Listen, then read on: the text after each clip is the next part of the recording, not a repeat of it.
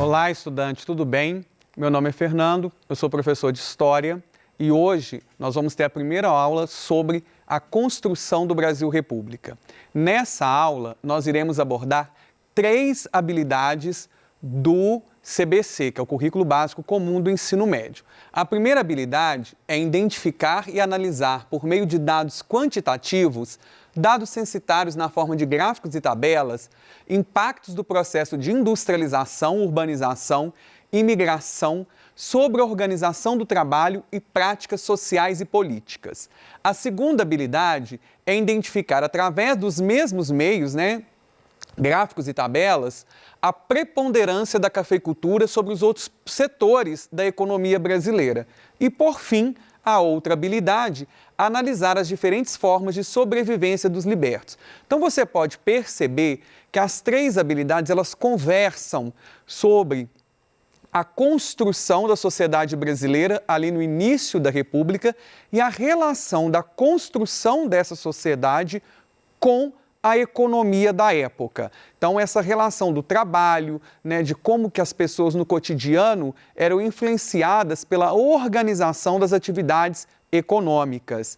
Essas atividades, elas também vão, de uma forma e de outras, estabelecer aquelas atividades que vão ser praticadas mais pela mão de obra imigrante e descendente de imigrantes, principalmente europeus, e aqueles imigrantes asiáticos do Oriente Médio, que também vão ter uma certa influência em algumas atividades econômicas, e aqueles que eram descendentes dos escravizados, que foram libertos pela Lei Áurea em 1888. É importante, então, a gente perceber que nós vamos analisar gráficos, tabelas, dados do período, e ao analisar isso, ao ver essas imagens, a gente tem que perceber qual que é o contexto que aquelas informações, aqueles dados que estão ali, eles foram gerados. Então, aqueles dados ali, eles me falam o quê sobre o período que ele está falando, que ele está representando?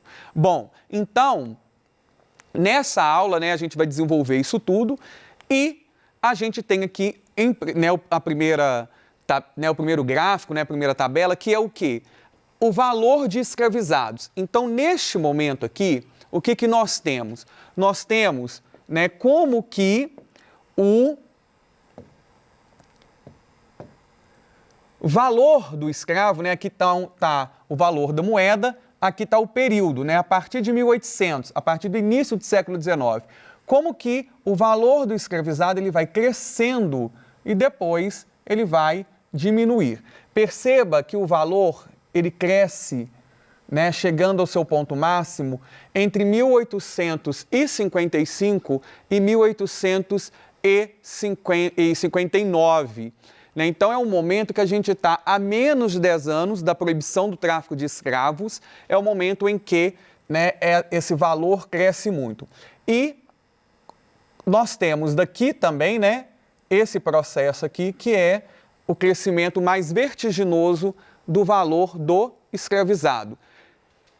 1850 a 1860 é justamente logo após a proibição do tráfico de escravos. Então, o tráfico de escravos, o tráfico de pessoas escravizadas, que vieram forçadas para o Brasil para serem escravizadas, ele é cessado por lei e, na sequência, você ainda necessita dessa mão de obra. Então, o valor dessa mão de obra ele cresce muito, porque é o mesmo momento em que a economia cafeeira está em plena expansão ali na segunda metade do século XIX. Ainda não é república, ainda é o império, mas a cafeicultura que cresce nesse momento, ela marca o período da República Velha, os primeiros 50 anos da República Brasileira. Então, olha que esse valor de crescimento aqui, ele está vinculado a essa questão da transformação da mão de obra. Parou de ter escravizados E aí, a partir daí, eu vou ter que ter, né, novas formas de ir substituindo a mão de obra escravizada. E quem que vão ser esses? Vão ser os imigrantes. Então, eu tenho que criar mecanismos para poder ir substituindo essa mão de obra, para poder manter o crescimento da economia cafeeira. Então, eu vou incentivar a vinda de imigrantes, seja do continente asiático, seja, né, principalmente do continente europeu, ok? Bom, aí, né, então, a gente pode perceber, né, que nessa transição da economia, né, do Império para a República, o que vai acontecer?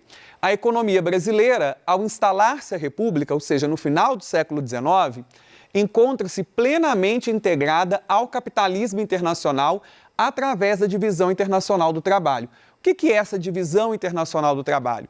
É aquela divisão em que, né, determinados países vão ser aqueles, né, que vão trabalhar com a chamada, né, economia agrícola, né, economia de subsistência, economia primária, e aqueles países já em processo de industrialização ou industrializados, que vão ser aqueles países que vão comprar as matérias-primas dessas economias primárias e vão transformar essas matérias-primas em produtos industrializados, agregando valor, né, no sistema capitalista e revendendo esses produtos para essas áreas da onde foi retirada a matéria-prima. Então, o modelo agrário exportador brasileiro, ele baseia-se na monocultura cafeeira, que vem desde o período imperial, fazendo então do Brasil um país periférico e dependente do mercado internacional.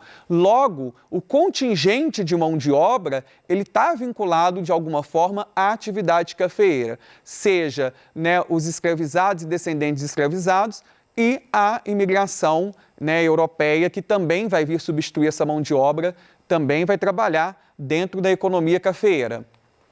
Bom, aqui a gente vê, então, no período da República, as flutuações, né, participação do café na pauta de exportações. Ou seja, se você perceber aqui, nós temos, né, sempre mais de 50% nos períodos de 5 anos, né, que estão sendo analisados aqui, ou, né, alguns períodos mais, né, 10 anos, 9 anos, mas aqui o que está mostrando é o quê? Que na maior parte está em mais de 50%.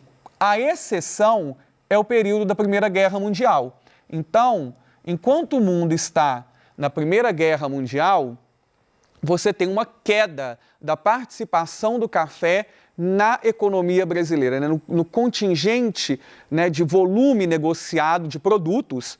Aí nós estamos falando de todos os produtos, o café tem uma menor participação neste momento. Justamente é o período em que a Europa, em guerra, ela está consumindo menos.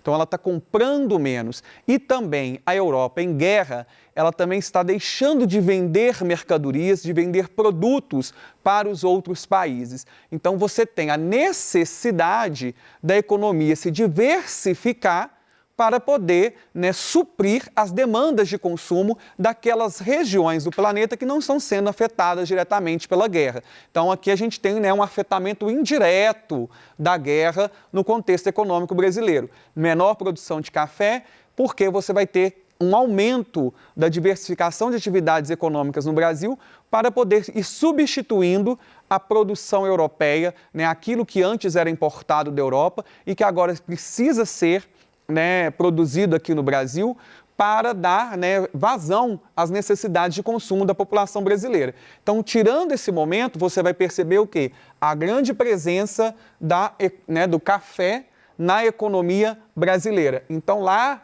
né, na habilidade, ela fala da identificação através desses dados de como que é a organização da economia brasileira nesse período. Então, aqui nessa tabela, você consegue ver essa organização, uma forte participação do café, um período de guerra em que essa participação diminui e o porquê da diminuição dessa participação. Então, você está desenvolvendo aqui todo o contexto para justificar esses números, né, para justificar por que, né, a tabela se apresenta com esses dados para você. Bom, aqui nós temos a participação de mão de obra imigrante no contexto da economia brasileira. Então, durante um século, entre 1872 e 1972, o Brasil recebeu 5,5 milhões de imigrantes. Portugueses e italianos foi aí o maior contingente, né? 1.162.000 de portugueses e 1.622.000 de italianos.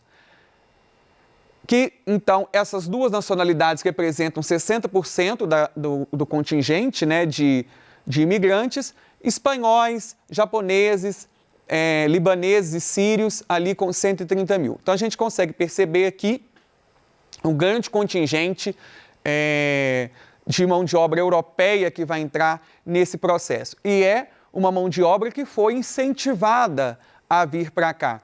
Lembre-se que lá no início eu falei da habilidade 10.3, né, que é falar sobre a inserção dos descendentes de escravizados e de escravizados dentro da economia da República Brasileira. Essa inserção ela é extremamente difícil e é uma inserção, né, que muitas vezes foi dificultada pelo próprio Estado para facilitar a introdução da mão de obra branca de origem europeia. E qual que é o contexto disso? O contexto é que na virada do século XIX para o século XX, nós temos dentro da Europa o crescimento do pensamento eugênico, né, do pensamento da superioridade racial branca sobre as demais etnias, né, que na época eram chamadas de raças, né, no planeta todo. Então, naquele momento, você tinha dois processos. O processo eugênico, que tentava justificar uma superioridade, né, dos brancos em relação às outras etnias, ou, como se dizia na época, raças humanas. Então, negros, asiáticos, indígenas. E você tinha o também chamado darwinismo social, que era dentro da mesma etnia, né, dentro da mesma raça, você tinha os mais aptos e os menos aptos no processo de sobrevivência dentro dessa sociedade capitalista. Então aqui, né, a gente tem o porquê de você ter o incentivo dessa organização no Brasil. Né, as atividades econômicas no Brasil durante a Primeira República, mesmo com a preponderância do café, elas vão se diversificando, as atividades elas vão se diversificando. Então você vai ter produção de borracha, aumento da produção do algodão, do fumo e, né, o crescimento da atividade industrial, também principalmente concentrada em São Paulo, Rio de Janeiro e algumas outras capitais como Salvador e Recife. E aqui a gente vê como que há um predomínio do uso da mão de obra europeia nessa atividade industrial. E por quê? Porque a Europa era um continente industrializado, então, né, tinha-se essa ideia de que era um trabalhador mais apto para a atividade industrial. Tá? Porque tinha esse conhecimento prévio. Também devido, né, ao tipo de todo o processo colonial da economia agrária brasileira, muitos descendentes de escravizados, eles não tinham a formação adequada para, né, se inserirem no mercado de trabalho. Fora as leis, que nós vamos falar daqui a pouco, que também dificultavam a entrada, né, dos descendentes de escravizados no mercado de trabalho brasileiro.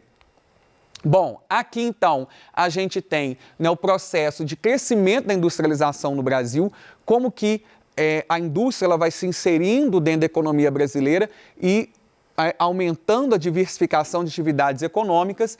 Então, a partir de 1914, quando se considera o caráter 100, né, ou seja, a medição inicial, e a gente vai vendo, né, de 1914 até 1930, que é o último ano da Primeira República, né, a chamada República Velha, como que passa de 100 para 617, né? Ou seja, a gente tem aí um crescimento vertiginoso da quantidade de indústrias, né, e, obviamente, da quantidade de pessoas que vão trabalhar nessa indústria. Tá? E aí, o que nós temos aqui?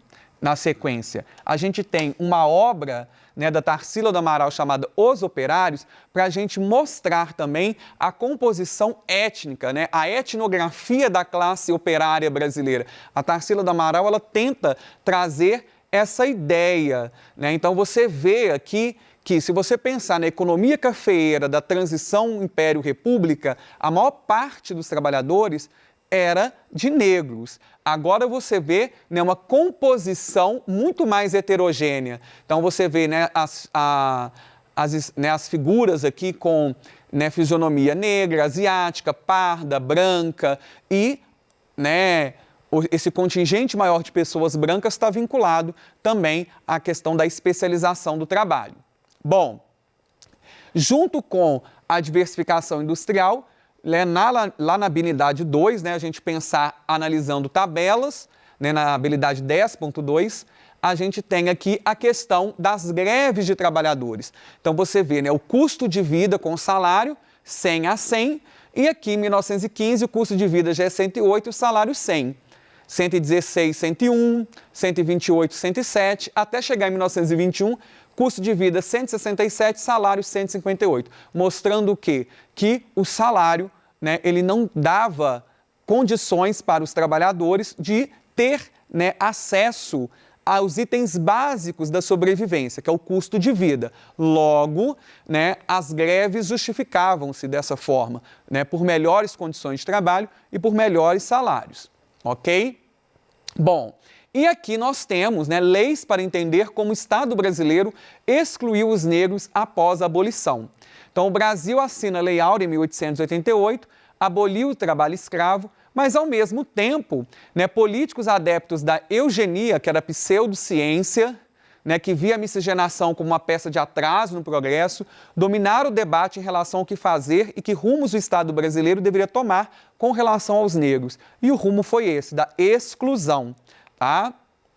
Então, a partir de 1988, com a República nascente, o governo do Brasil foi criando leis de incentivo à importação da mão de obra branca via imigração e criando leis que atrapalhavam a inclusão do negro em seu novo papel social de liberto, né, de mão de obra assalariada, de pessoa livre.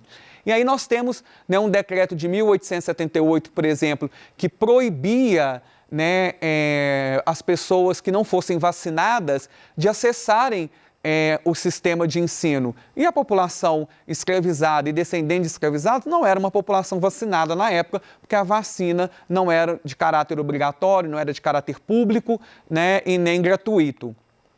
Aqui, né, nós temos uma tentativa de incluir e emancipar os escravizados, mas, né, não foi para frente porque não tinha crédito para financiar essa inserção. Nós temos um decreto de 1890, assinado pelo presidente da República, que incentivava e facilitava a vinda de imigrantes brancos. Então, esses imigrantes tinham acesso a crédito para comprar terra e asiáticos e negros não tinham, né? Inclusive, a polícia da época tinha direito de barrar, né, populações asiáticas e africanas que tentassem entrar nos portos brasileiros. Essa regra não valia para a população branca. Tá?